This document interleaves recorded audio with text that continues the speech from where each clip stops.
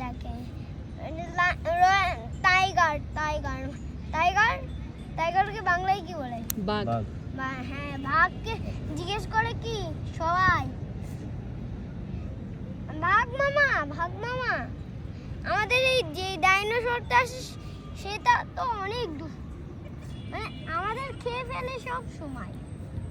তারপরে হচ্ছে বলে কি করা যায়, তারপর কি করা যায়, কি করা যায়, কি করা যায়, আমাদের করা যায় কি, আমরা যত ভয়ঙ্কর পশু আসি, কালো ভাকু কিন্তু ছিল, চিতাও ছিল, অনেক প্রজাতির ছিল, অনেক ছিল, অনেক যত জিনিস আসে আমরা সব ভয়ঙ্কর ভয়ঙ্কর প্রাণী আমরা ওই ডাইনোসরকে অ্যাটাক করব।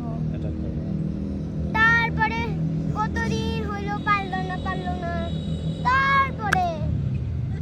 তারপরে সব যত সব ভয়ঙ্কর না, যেগুলো ভয়ঙ্কর না সেগুলো আনছে, সেগুলো নিয়ে ধাক্কা দিছে, তারপরে কামড় দিছে, তারপর ডাইনোসর এমন জ্বালাই পড়ছে যে পুরো বলছে কি আমি তোমাদের বন্ধু। তারপর গল্প শেষ না, ওনার কিন্তু বড় গল্প। তারপরে আস্তে আস্তে ওরা অনেক দিন হয়ে যায়। তারপরে ওইখানে ডাইনোসরটা মিথ্যা বলে, তখন অনেক ডাইনোসরের যুগাতে চলে যায়, মানে